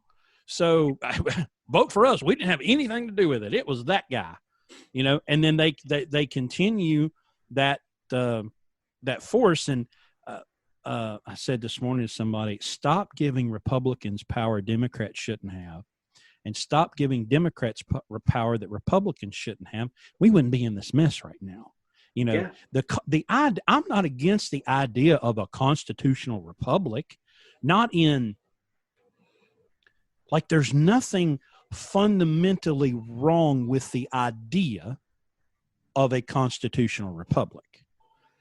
The problem is when you give it power and you, the people, don't, you just sit back and say, oh, well, hey, we created a constitutional republic. Everything's good now. So I'm just going to ignore everything they do. And so that's why anarchy was so attractive to me, because I can say, okay, well, I'm not responsible for them. I'm responsible for me. And I'm responsible for my kids. I have authority over them because I'm responsible for them. And at some point, it's such a self-defeating argument. The idea that when you need a government and you define government as we need people to have special power and rights over other people to keep peace because people are flawed, so because people are evil, we need to give some people power over other people. It's it just seems a little backwards to me. It's if people are already flawed and then you're going to take a certain group of people and elevate them to have more power over the rest of people. It's how are you going to make sure those people, do you think that only good people are going to run for office? Because human nature and psychology would probably say that the people most attracted to those positions are the people who have the most nefarious of intentions, because good-hearted people don't really have a desire to tell people what to do. They don't. Right. It's you just want to live your life and be left alone. You don't want to get in people's business. And if you do, and then there's an apparatus that lets you have that power over people, that's how you end up in the situation we're in now. So the whole idea of is a constitutional republic or some kind of governing system okay? The real criticism the anarchist gives is that any system that gives a group of people special rights and powers is immoral. If you have some kind of voluntary governance, like a church body is a type of a governing body. And there's nothing wrong with humans voluntarily organizing and operating within those small bodies. But even though there might be leadership, my pastor doesn't have powers and rights that I don't have.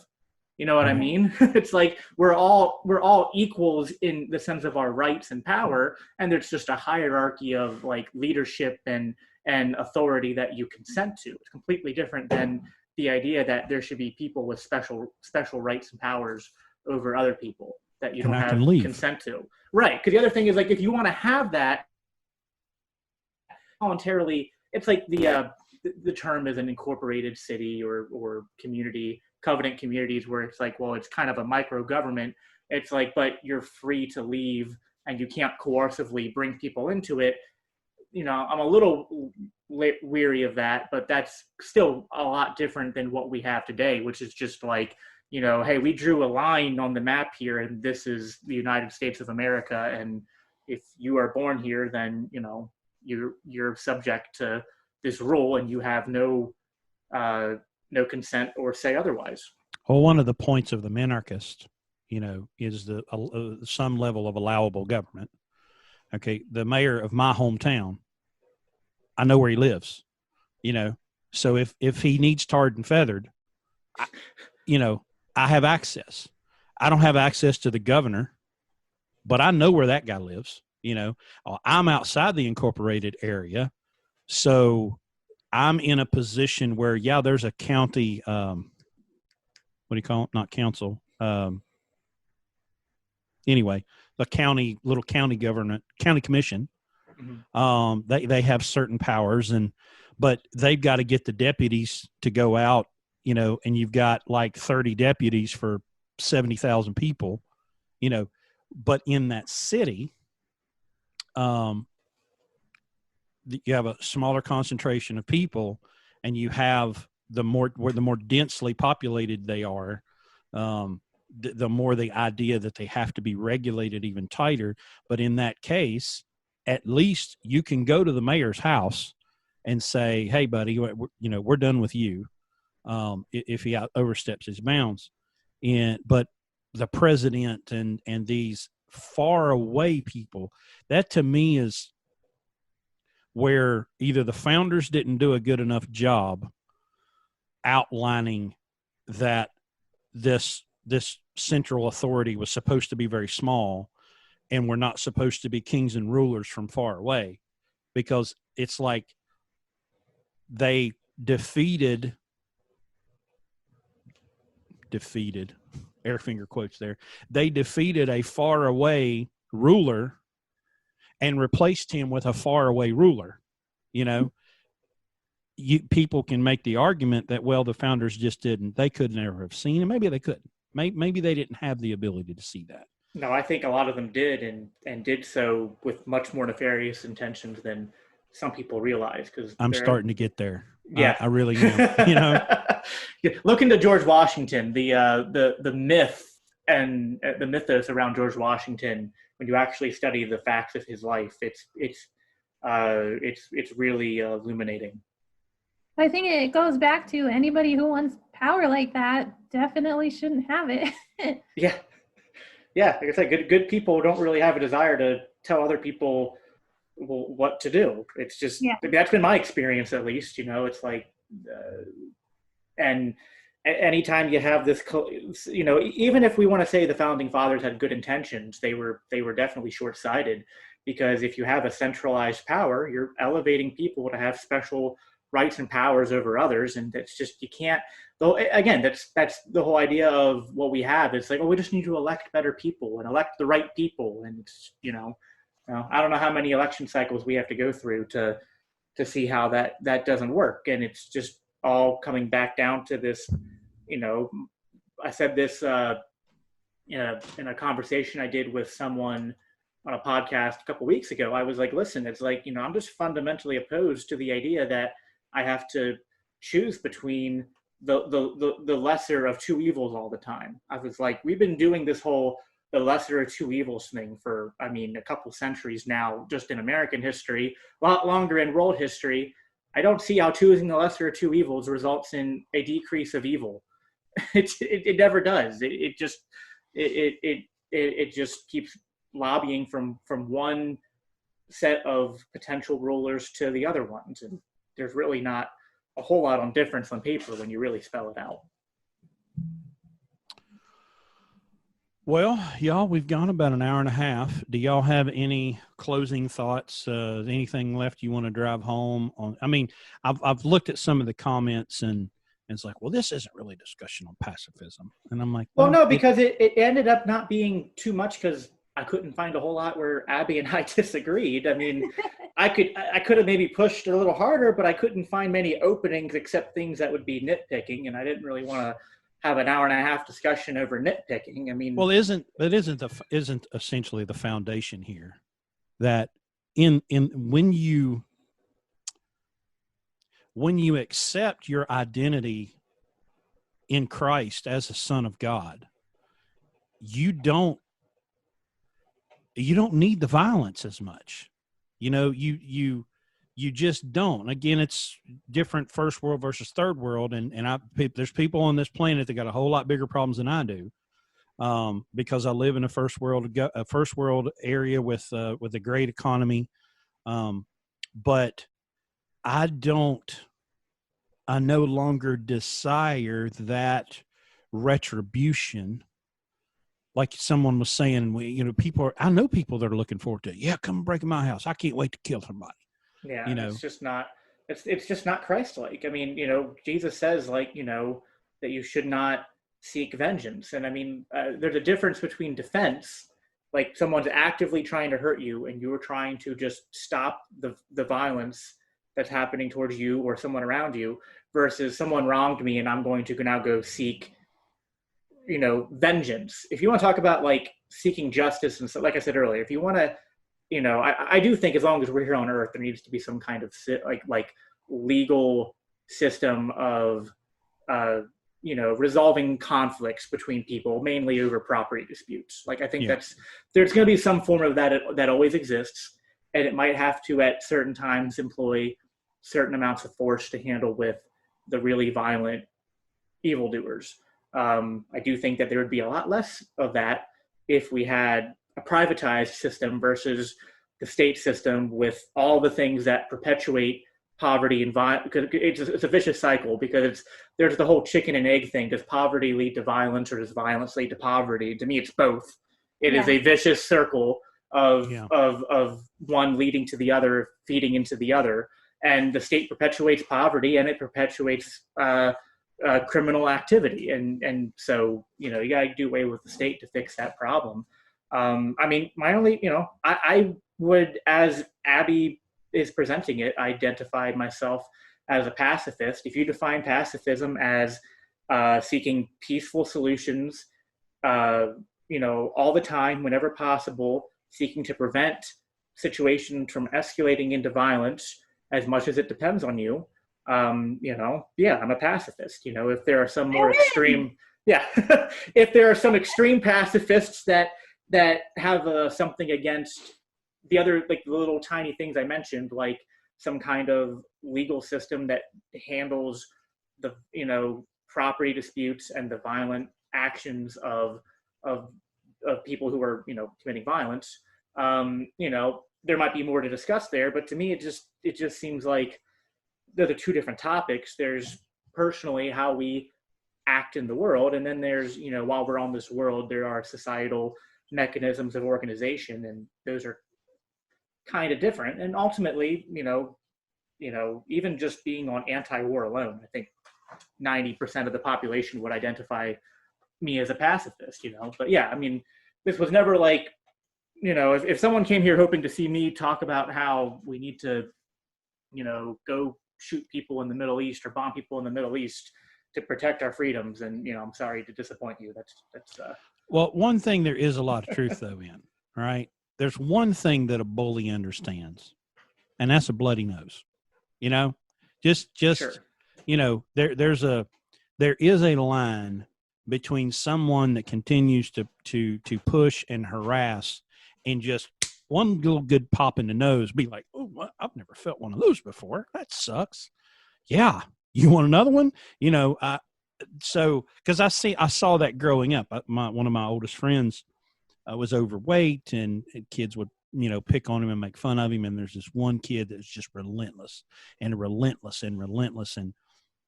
he tried to turn the other cheek thing, and I watched one day that he just grabbed a hold of both of this kid's ears and introduced this kid's nose to his kneecap. And man, their relationship was eternally transformed. I had a similar story from personally. When I was a junior in high school, was walking out of class one day, and I felt something hit my leg hard, and turned around, and it was a girl. I was like, I don't know how old she was, but she was in high school, so somewhere between 14 and 17. And I'd seen her around before, and she was, I don't know her story. She had like, some kind of disability where she often had a teacher aide with her, and I had seen her a lot in classes like that. Didn't really know her personally, but she was on the ground, had hit me, and I was like, what happened? And her and another person next to her pointed to this guy and said he pushed her down.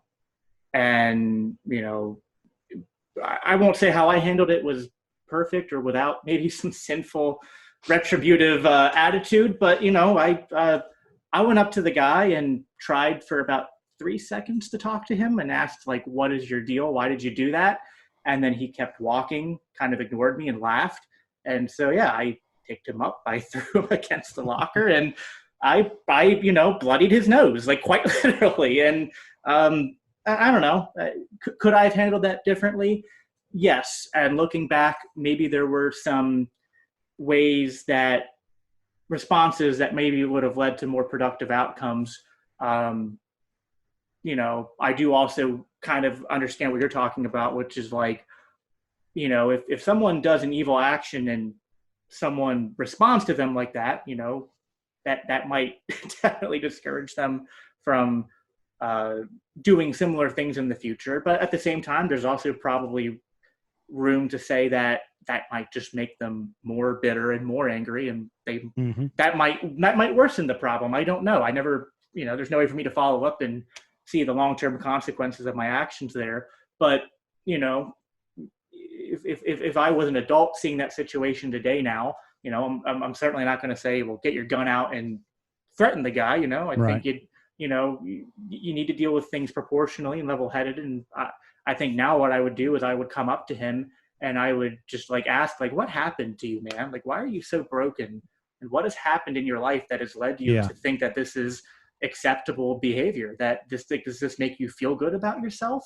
And, and then, say, listen, like, I think this comes from a place of low self-confidence, low self-esteem, and you probably have a low view of yourself. And I just want to let you know that, maybe you've done some bad things in your life, and maybe you have a low view of yourself and you don't think that you have any self-worth, but that is not what God thinks of you. And that is not what Jesus thinks of you. And have you, if you don't know the story of the gospel and you don't know the story of what Jesus did for you, I'd like to share it with you.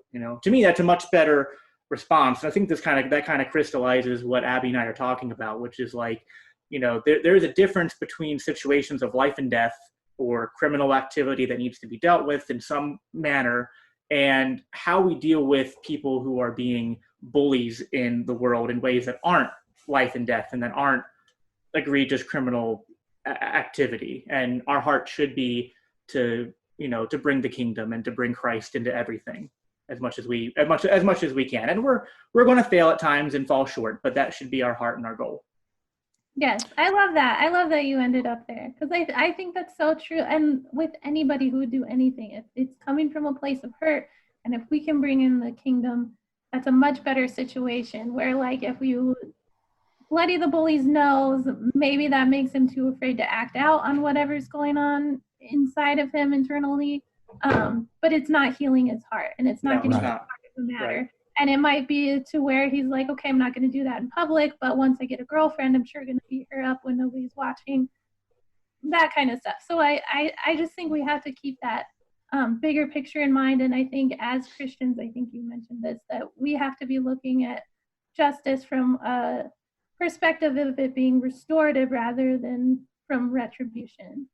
And then I think that's another thing where having the state, it puts a lot of confusion and muddiness in the water, because in our culture, the state is accepted. It's accepted that their violence is good, other violence is bad. And I think when you're kind of have that conflict of like, well, how do I identify when it's the good violence and authority versus the bad? Where I think we have to look for, like you said, with the private justice system of markets, if it was more restoration, you stole from somebody and you have to pay them back, rather than you're being locked in a cage where terrible things happen to you for 3 years, and your victim is paying taxes for you to stay there. Like, yeah, I just think we err on the side of restoration rather than retribution. Yeah, because there's a lot of studies that show that criminals that go through counseling and a response that's trying to rehabilitate them, to introduce them into, not that's just punishing them. And again, there's two steps. One, while there is violence being initiated against someone, I do believe we should act, and sometimes depending on what's going on, there's some level of force that might be necessary to stop the violence. But after that, and again, the force should be the minimal necessary.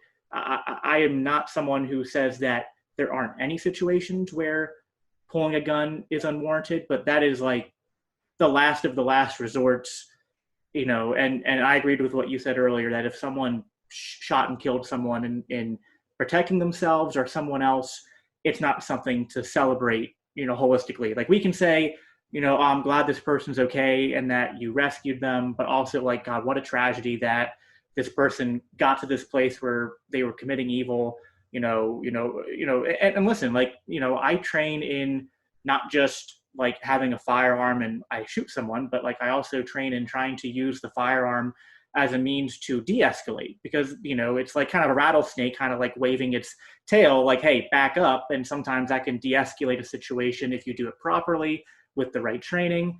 And also, like, if you shoot someone, your heart shouldn't be, yeah, now they're dead. It should be like, okay, I've disabled the violent act. Now I want to save their life. I'm going to call 911.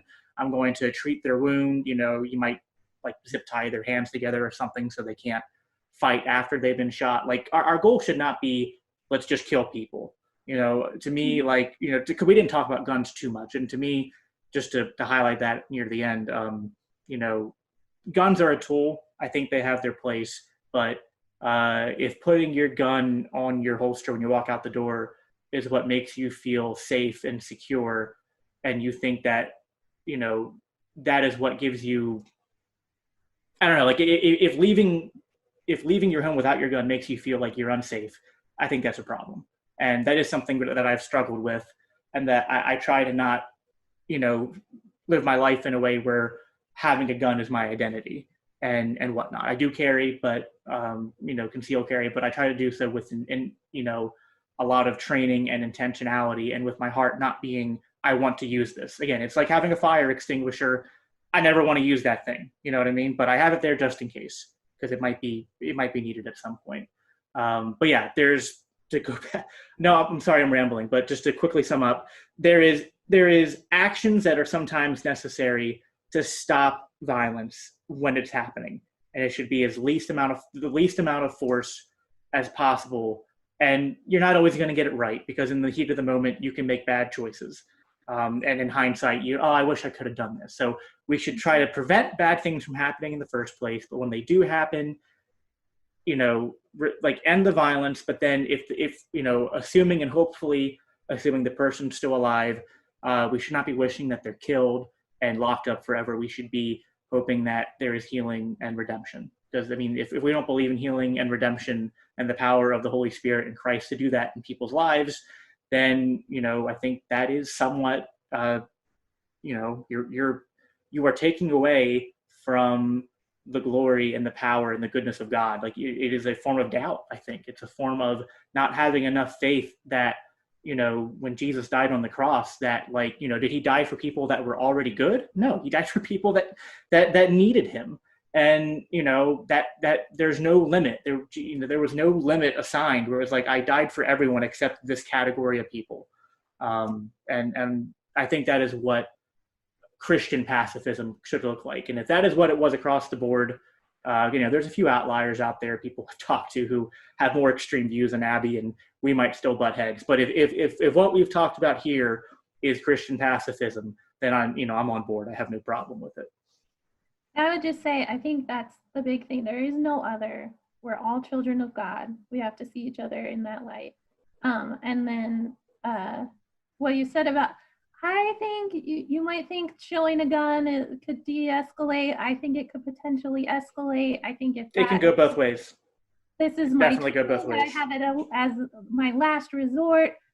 I think you're still more likely to go there. And also, I don't per se have a problem with training with guns, and I don't have a problem with people owning guns and knowing how to operate them and all that kind of stuff. But I just think if that's what you're focusing on, you're training to shoot a gun rather than training to how can I diffuse the situation in other ways.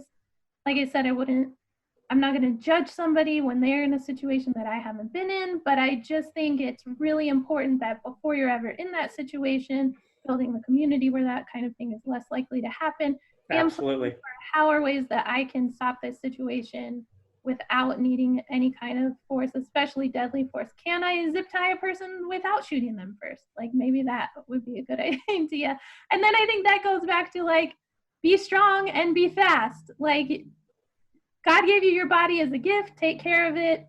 Use it to the most potential that it absolutely has. And especially as a woman, yeah, you are at a disadvantage strength-wise, but I think, not that many people put that much attention into being really strong. I think especially women, I'm totally getting off on a tangent, but I think women a lot of times view exercise as a means to be as small as possible, rather than to take care of your body and be as strong as you can. And I think if you're in a situation where you're strong enough to hold somebody back or push them off of you, I think that's better than... It's preferable if it's possible, but it's listen, my wife's 5'2", and even if she's really strong, if she's getting attacked by a guy who's a foot taller than her, she's outweighed and outsized in a way that, even if she knew martial arts, she might not be able to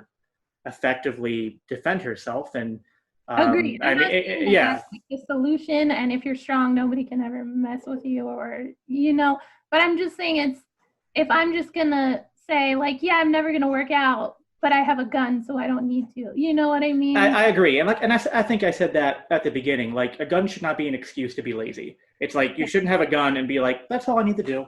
Like, no, Yeah. like Or if even it's mentally lazy, that I'm never gonna think of yeah, any solutions because I have a gun to rely on. Where absolutely, if you're absolutely. really loving your neighbor, if you're really loving your enemy, you're gonna like really try everything in your power to end situations that are in a healing way rather than. Oh yeah, and I'm even open, and I've said this before. It's like I might have a gun, I might be in a situation where I think I should use it, but if I feel the Holy Spirit telling me not to do it, I'm not going to do it. Like Yeah. so, but I would rather, and again, I don't like carry it on me 100% of the time, but like I do generally have it on me because I would rather have the ability to use it and choose not to than like be in a situation where I didn't have it, and maybe we could dispute how many situations a gun is absolutely needed in. I think that they exist, but that's kind of where that kind of debate gets into like so many like hypotheticals and what ifs, and it's really hard to objectively say you 100% could have done that, like gotten out of that situation without a gun or vice versa. And I appreciate your heart where you're coming from well, I'm not really going to judge you if you did something, but I will encourage us to be, again, prevention is better than cure. And I 100% agree with that mindset. We want to be trying to prevent these things from happening. Just because you have a gun doesn't mean it's a good idea to go like put yourself in dangerous situations, whether you're a guy or a girl. You shouldn't be either looking to pick a fight and just because my wife has a gun doesn't mean that suddenly it's like, okay, like, yeah, go clubbing with friends in a shady part of the city till late parts of the morning. And, and again, like, I'm not victim blaming. You don't deserve to be sexually assaulted if you are doing those things, but it's just that you're increasing your chances of those things happening. And we should be smart. We should be vigilant. We should not be careless and lazy and just be like, well, I have a gun now, so everything's good. And, if there's people in the gun community or libertarian community who, well, not if, I know there are people like that, and I do speak against it. Like, it's not an if. Like, I've seen people like that, so I know it exists. And I definitely distance myself from that. To me, a gun is just like, it's a tiny part of this entire thing. And I would just say, I think if everyone's heart was exactly where you're at, I would be like completely 100% happy. So I think we're close enough to the same page where as long as you're trying to seek after those kingdom solutions, I think I'm happy with that. Well, good. I'm glad. One thing that needs to be brought into a lot of this is the law enforcement, de-escalation. They're not being taught that. They're being taught to go from zero to maximum force as fast and as hard as they can. And I just saw a video earlier of a guy that, somebody called the cops on a neighbor, and the guy opens his door, and within 3 seconds, he's dead. And that is a bigger conversation to be had than the one really that you guys are talking about on the self-defense, because you're much more likely to be killed by a cop than a terrorist. Absolutely. And it's just, you highlighted one of the problems, which is poor training. And the other problem is that they are basically legally shielded from consequences, which is the opposite of what you want. Like, if you're going to promote a culture of gun ownership and responsible gun ownership and self-defense, even then it's like, and these are conversations that responsible gun people in the gun community have, which is like, listen, like, you can't be Wild West cowboy, like, or like a good example is like that.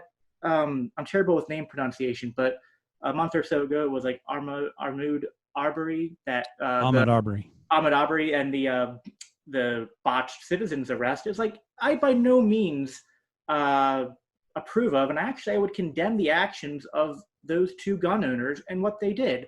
Like, someone strolling through your house, even if they took something, does not justify you chasing him down with guns and blocking him off. And, it's like that was just totally 100% uncalled for, I think, on legal grounds, and ethics, and especially Christian ethics. Like there's no reason to act like that at all. And police, are the ones that usually act like that, though, because they're legally shielded from consequences, and they are poorly trained. Whereas, I know a lot of gun owners who are much more trained than your average police officer in terms of not only like accuracy with a gun, but more like being careful on how you present it, knowing what situations it's warranted in, how to present it, and how to avoid shooting it in the first place. Because, what people don't realize, and this is some good info to put out there for people who might be like gun owners, like you don't realize that, like, if you shoot someone in self-defense, it's not like immediately self-evident the police show up and go, oh, self-defense, you're off the hook, and like the police leave. No, like that can really ruin your life for the next like year to 2 years, because like, although they presume you're innocent until proven guilty, they're still likely going to bring charges against you and going to hash it out in court. And that's going to cost you tons of money and time and heartache, on top of also the spiritual consequences that you're going to have to deal with if you actually killed someone. So it's like, I don't take any of this stuff lightly. I really don't. And I think people generally don't, because if you're going to be held responsible for your actions and you initiate gun ownership from a perspective of training yourself and being mindful of all these things, you're going to see a society where gun violence rapidly decreases compared to what the state does with the police and law enforcement. I think also with the training of police, not just like how to operate a weapon or whatever, but mentally that they're fed, everyone's trying to kill you. Like, watch out, you have the most dangerous job in the world and everyone's trying to kill you at all times. Which I think is also a mindset that just civilians can have, which leads to a lot of issues where like, well, anybody who tries to break into my house is trying to rape my children and I need to shoot them immediately. That kind of mindset, which, like Chris opened this up by saying, like, there's so small of a chance that anyone would break into my house in the first place, let alone that they wouldn't just take stuff and leave, but would be actually trying to harm me. And if you're that worried about it, and listen, you might live in an area where that's maybe like I live in an area where I think that's a very low possibility, but not everyone lives in good areas.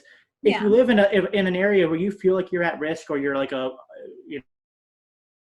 access, but like if you're a woman who lives alone and you're afraid, like, listen, I'm not going to tell you don't get a gun, but don't act like the gun is the final solution. You should be trying to like make your house as hard to break into as possible. And those are all, we should prefer nonviolence. And if pacifism is just summed up as preferring and advocating for nonviolence as much as humanly possible, and when you have to use force, to use the smallest force possible, like, I don't see any reasonable argument against that, except people that are filled with either bigotry or hate. I'm guilty of judging people that open carry with obnoxiously large weapons. I'll see some guy in the grocery store and he's got like a 45 Magnum and a 6-shooter and a big holster, and I'm like, hey, Wyatt Earp, you're not going to save the day, okay? So yeah. Just not to mention, down. It's like,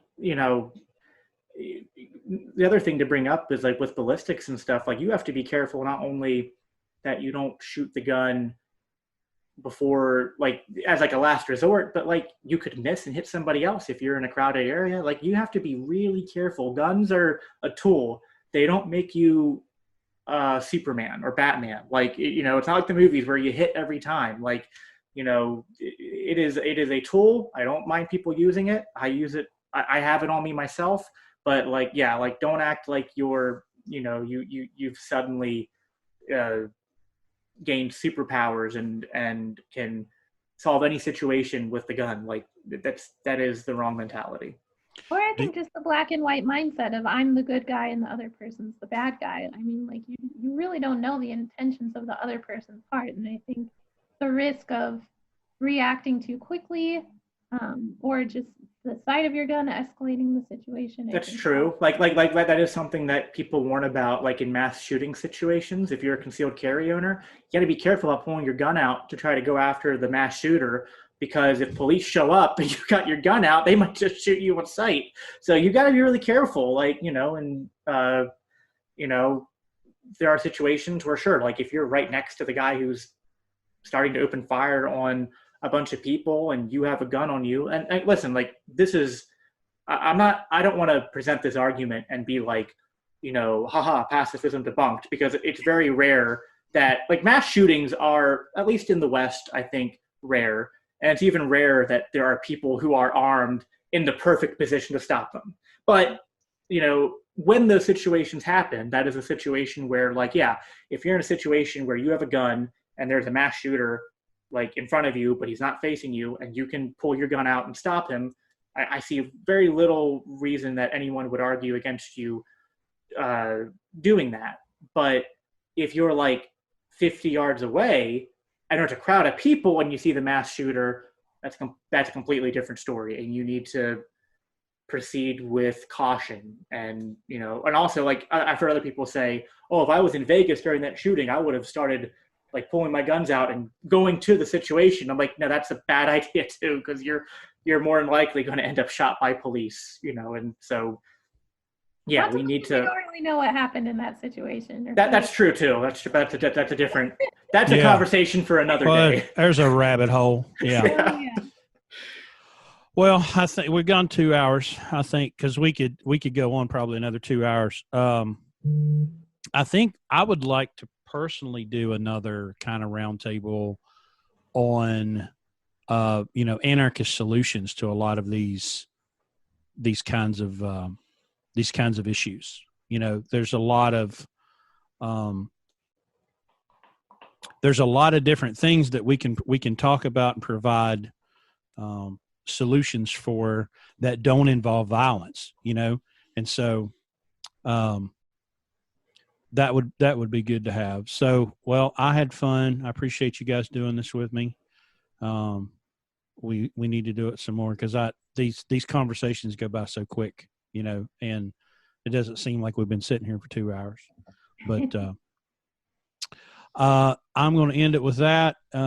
We need to go back through the comments because there's been a lot of activity on there. So everybody, appreciate you watching, and we'll talk to you later.